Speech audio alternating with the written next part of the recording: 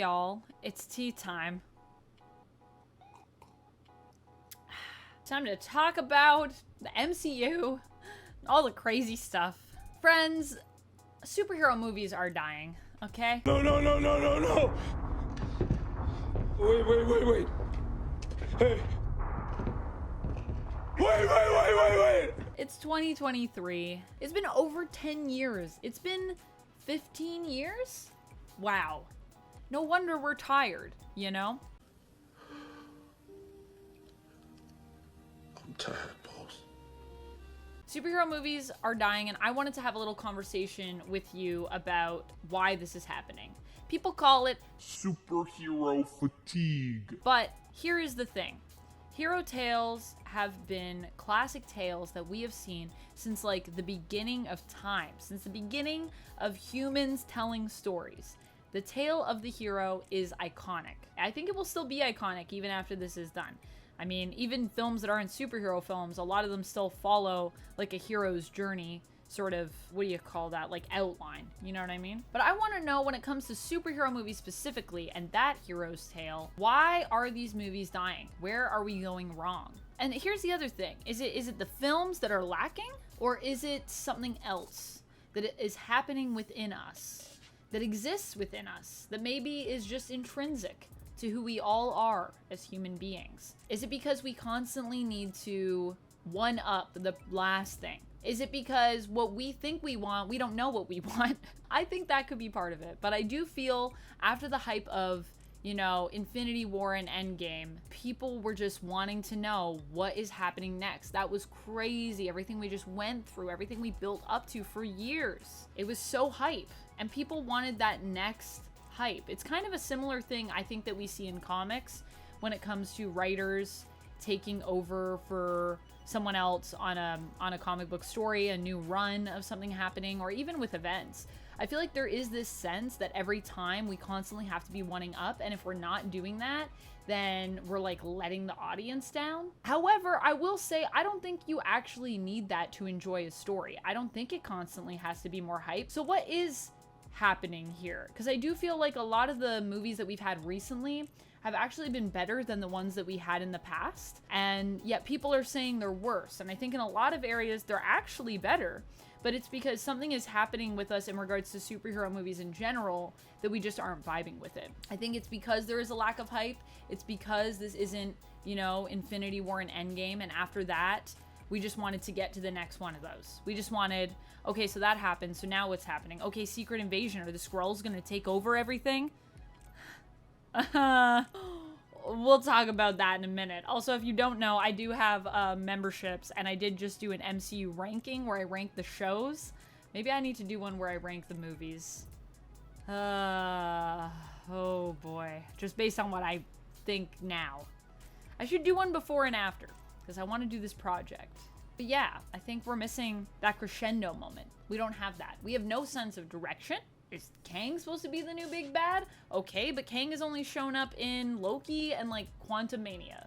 That's like really all we've seen of Kang. So if Kang's supposed to be this new big bad, like he's barely been in anything. We haven't really built that, and we don't feel that looming threat. It's not like Thanos, where Thanos kept like popping up like everywhere, like here and there, and there were these little hints of him lurking around. We haven't felt that level of, that sense of direction. Although I would like to be clear that initially in the movies, they didn't actually even know if they were going to do Thanos. They didn't know what they were going to do with that. They were waiting to kind of see where things went, and they were open, I've heard Feige say, to like kind of multiple directions, I think. And then that just ended up being the path they went down that made the most sense. So it could be that right now Marvel's trying to leave some doors open and they don't know if they want to fully commit to Kang. But I would say after everything that we had by the end of Infinity War and Endgame, if you aren't decisive, this is a bad time to leave the doors open, I think, is the issue. The only show that I feel like really has a sense of direction, it's not even a movie, it's a show, is Loki. Although I do constantly call Loki a movie in videos that I've done. I'm doing some Loki review videos for each episode if you haven't seen those. And multiple times I've referred to Loki as a movie. And I think it's because it feels so cinematic, because it feels big and it's detailed in a lot of areas. Like the way it looks is cinematic.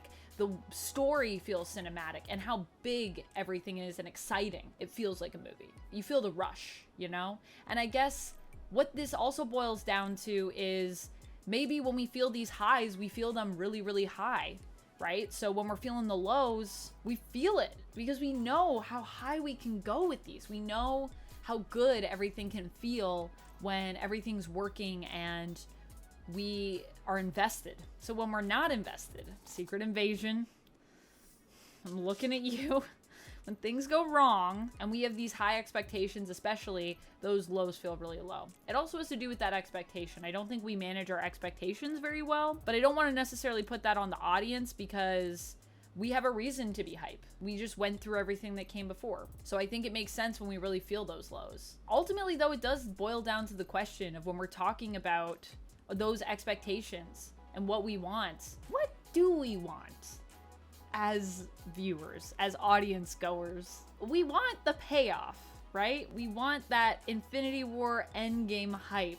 But to get to that, friends, we gotta watch a lot of stuff. We gotta spend time and invest, you know, all this build up to that moment. And that's where the payoff comes from. You gotta build it. The bigger you build it, the better the payoff will be. But I don't think that we want to wait to build stuff.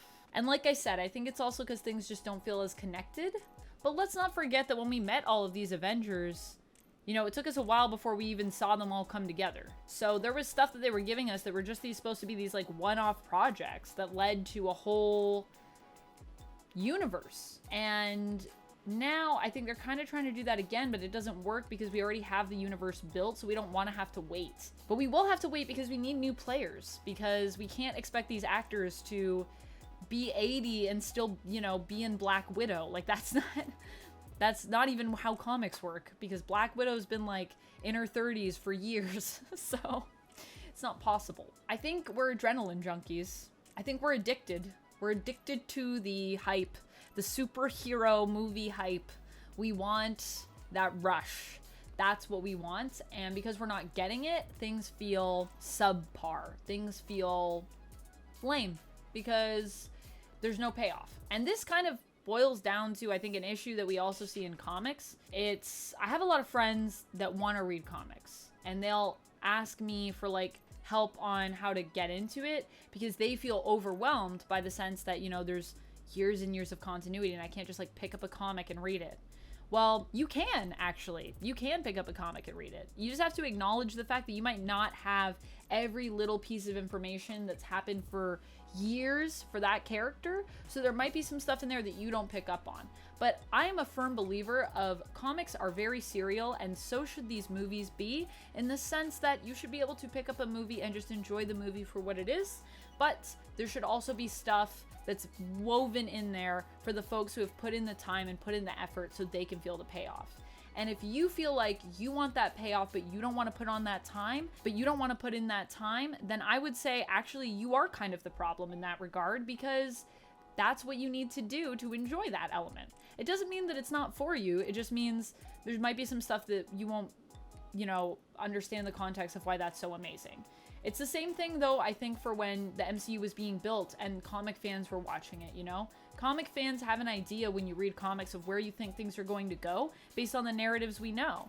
And it's human to want all these things and not want to put in the work. I don't know if it's human, but it's definitely, I think, connected to the human condition. But at the end of the day, you do have to put in the work if you want all the payout. It's just, it is what it is. And I'm also here to tell you that, you know, all of this should feel accessible.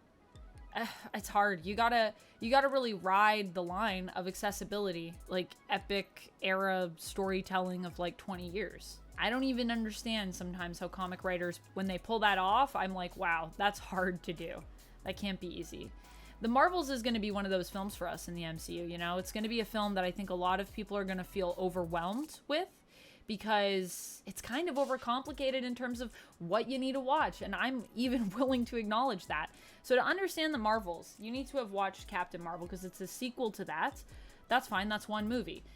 But then you also need to understand WandaVision to understand Monica Rambeau's journey. So that's a series. And then on top of that, you're probably going to want to watch Miss Marvel, which is also its own series, which is all about Miss Marvel and Kamala and her journey to becoming a hero. And then you should probably also watch Secret Invasion because Nick Fury is in this, and that was a whole weird series, and that's probably going to be the hardest one for you to watch, to be honest, out of all of this. The rest of it's pretty good, actually. WandaVision is amazing. Captain Marvel is really fun. I really loved that movie when it came out. And Miss Marvel is just such a sweet show. Just watch it for the family. It's so good. But Secret Invasion is hard for me to sell you on, I gotta be honest. I mean, watch the first half of Secret Invasion, and then don't watch the ending? But if you do that, you won't have the context for the show, so you kind of have to. No. So I understand why people feel like it's complicated, and they can't watch it. But hopefully the Marvels will do a good job of being enjoyable for everyone. For being a movie that just we can all go see, and it's a fun, good, entertaining movie. However, it is projected to be the lowest sales that we've had so far in the MCU, based on pre-sales, based on the pre-orders for the film for people to go see it. So they're expecting it to have the lowest opening weekend. I think it's like 70 or 80 mil, which is not enough for Marvel and Disney. But we also need to consider the time period we're in. We're in an unprecedented time. We're in an era of people just not really wanting to go see movies. And I know I have friends that are on both sides of that camp. I have friends that love going to the movies and always will. And I have friends that say, oh, like, I can just wait for it to come on streaming. Like, I don't really want to go to the movies. And I get it. We just went through a period where we were basically told gathering together in mass groups is super dangerous.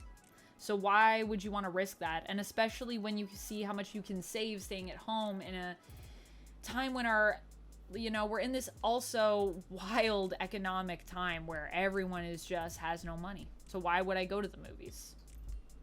Unless my job is to go to the movies. Like, you know what I mean? And I think we need to consider that, which means that Marvel really has to deliver, because now they're not just combating, superhero fatigue, but they're also just like encountering cinema fatigue. People don't want to go out. People want to stay inside in their sweats and watch a movie. And I get it. You need to make it an event. Every movie now has to be an event. And I think the last true blockbuster event we had was Endgame. Endgame. Before the pandemic. I mean, for the MCU. But I mean also maybe just in general, maybe the last true blockbuster we will have had. And it might not return. It's sad. It scares me. I mean, I love going to the movies. But if we don't all go, the movies will die. And if that's what people want, that's what'll happen. Anyways, this is, I think in general, a similar to comics issue. Can I read these comics? Do I have what it takes? I don't want to put on in the time, but I want to understand everything in the project. And it's not doable. It's not reasonable what we expect. But that is what people expect. I would say in the comics, normally the best way to fix something like this would be what they did with Ultimates, the Ultimate line, which is they created a new line just so that the continuity would be completely fresh. So you could really pick up that issue 1 and understand everything. So in that way, perhaps the answer is a complete reset button. However, people have sort of hit the reset button before, DC, and I don't know if it's worked great for them. However, it wasn't a clean reset. So maybe what we need is we just need a really fresh, clean reset. This is a new thing. And then you just need to hope that people are willing to buy into that, though, because now you have to build it from the ground up. It's a hard sell. It's a hard sell. I don't know what the answer is, actually, Maybe a reset button, but maybe that would have the reverse effect. Let me know what you think the answer is in the comments. I want to hear it. I mean, I don't know what the answer is because I just feel like there's so many elements where we don't even understand fully what the question is and what we want. So that's what we have to figure out first. For me to try to ascertain how well we're doing and to really sort of hammer home maybe my point or maybe not, I'm going to go back and actually question all of these movies again. I want to revisit everything in the MCU up to today because I really do feel a lot of the projects we put out today are still just as good, if not better. And yet unfairly, these films are being considered lesser than because they aren't part of the nostalgia of that original Marvel era. So we're going to go back and watch all of them. I'm going to try to, as much as I can, review them outside of the context that I have. Obviously, that will be hard as I do already have a bias I'm going to have to be fighting, but I'm going to constantly be trying to ask myself, just as a movie, just alone, this project, not considering anything else around it, today or then, is it good? So if you want to join me on that journey, make sure you click that subscribe. Stay tuned. I already watched Iron Man, so I have some thoughts, friends. All right, I'll see you then. And until then, stay nerdy.